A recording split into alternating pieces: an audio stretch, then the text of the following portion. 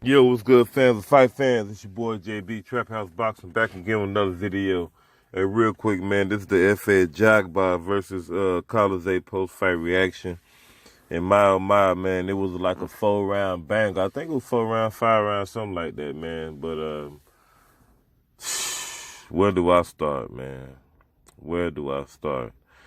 Of course, Ajagba comes out aggressive, man, like always, and he's laying good hard shots on Kilazade, man. You like I said, you could just hear and see all the power off all the shots, man. When he throwing them, he was catching Kilazade with some flush shots, man, and was hurting him badly.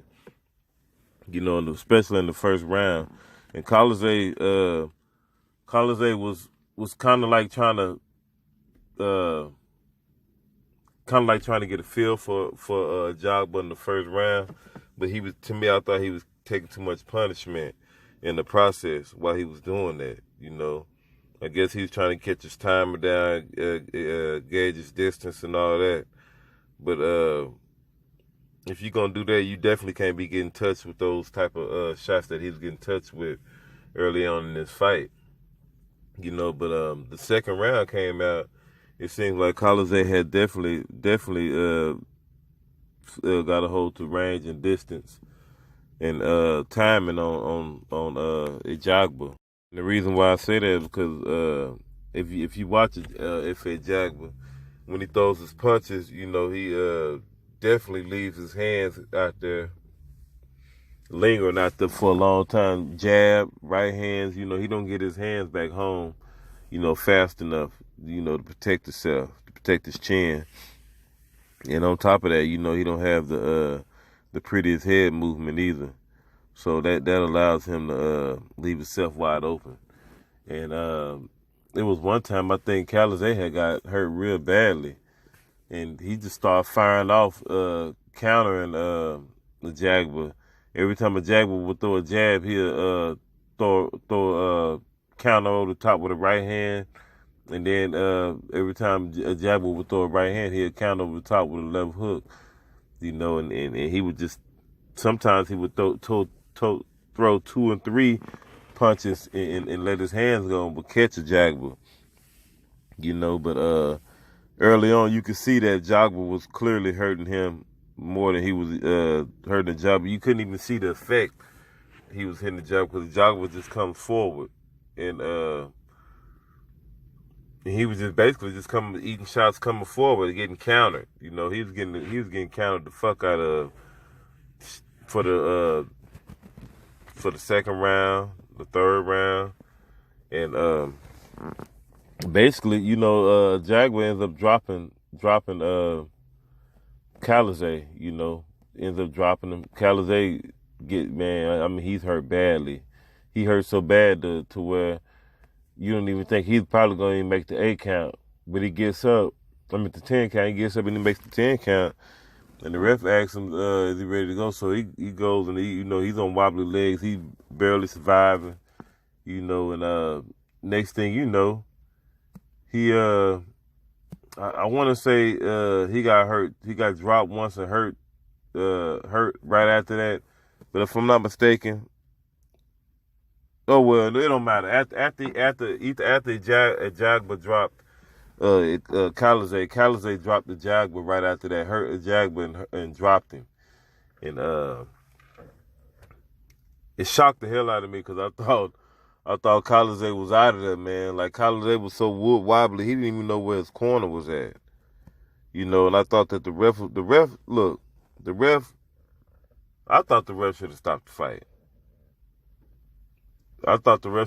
fight. It was times where this dude, Kilazade, would get hit, and he would just be wobbly, in the middle of the ring. And, 2 or 3 times he did that. And I was like, wow, the ref just kept it going on. But I don't know. I thought that, I was like, well, wow, what is he leaving him around for? Is he trying to, excuse me, leave him around to see if he get another lucky punch and knock out Ajagba? But he just kept letting him fight, and they kept going to war. Ajagba kept pressing until he was getting hurt. when he was getting hurt, he was just shelling up and going backwards. But he definitely got dropped. He definitely woke up the arena because we thought it was over, especially when Ajagba dropped Kilazade the first time. Man, I mean he stretched him across the canvas. I mean he stretched him. But like I said, he got up and he ended up dropping Ajagba.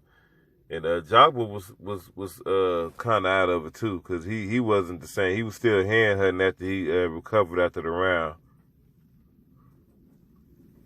but he was still hand hunting. I thought that Kilazade was going to the body. I mean, was head hunting a lot too, when he should have been setting up the body attack early on. And Ajagba, like I say over and over again, man. Ajagba definitely got to get some defense established. He definitely got to get some defense established because he don't move his head. He leave his hands out there, just lingering out there to get caught and countered. And, I don't know if he got the best of chin, but he was catching some shots. And like I said, the whole time he was getting countered, Kilazade was softening him up the whole time. He was softening him up the whole time. And little did we know, one too many times, sunk the big fella down. Now, if you look at it, I mean, Ajagba does rely on his power a lot. He definitely, you could tell he definitely relies on his power a lot. And I don't know how far this is gonna get him,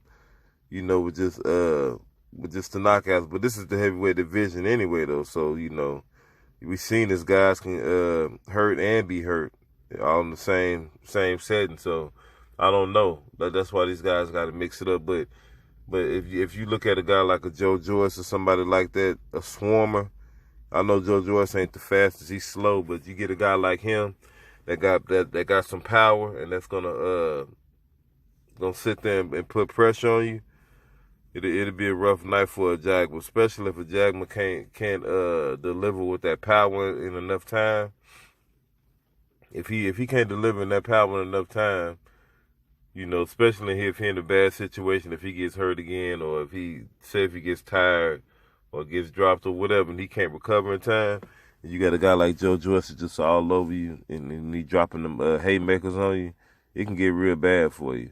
And Kilazade is not even he's a decent puncher, but he ain't punching harder than Joe Joyce. And I don't care what nobody say how slow Joe Joyce is, but he got some power.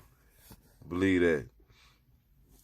But like I said, man, this was a good fight though, man. Definitely was a good scrap. You know what I mean? I wonder what's next for Ajagba. But the thing about Kilazade definitely need to go see a doctor, man. He was wounded. This dude was hurt three out of the 4 rounds of the fight, man. Well, he was hurt when he started getting touched. I'm surprised this dude got up there and kept fighting like that, man. Shout out to Kilazade, man. He got he got a heart, man. He got a heart of a warrior. Ain't too many guys gonna sit through there. Was gonna sit there and endure that punishment and pain like that. Wasn't too many guys gonna do that, man. So gotta give credit when credit is due. But like I say, man, I want to know what's next for Ajagba. Every fight that Ajagba fights, especially when the guy that's durable and he got a sturdy chin and a good little game plan, it's gonna be rough for Ajagba. And truth be told, I think Ajagba, like I said, if his power don't deliver him through the next 3 fights, Ajagba possibly could be losing. He possibly could be taking his first L as a pro. It don't mean nothing. It don't mean nothing. But he definitely got sharpened up on that defense. He had Kilazade hurt in the end. He kept forcing them uppercuts over and over. And that's one thing about Ajagba that I do like, though. When he smells blood, he's definitely going to finish you. He's trying to go for the kill. He don't take nothing up off of you. So, salute to F.A. Ajagba, man. He got the job done. He got the 4th or 5th round TKO. And that was it. Y'all let me know what y'all think. This your boy JB, Trap House Boxing. What you waiting to subscribe to the channel? Like, share the video always. Holla at y'all. Peace.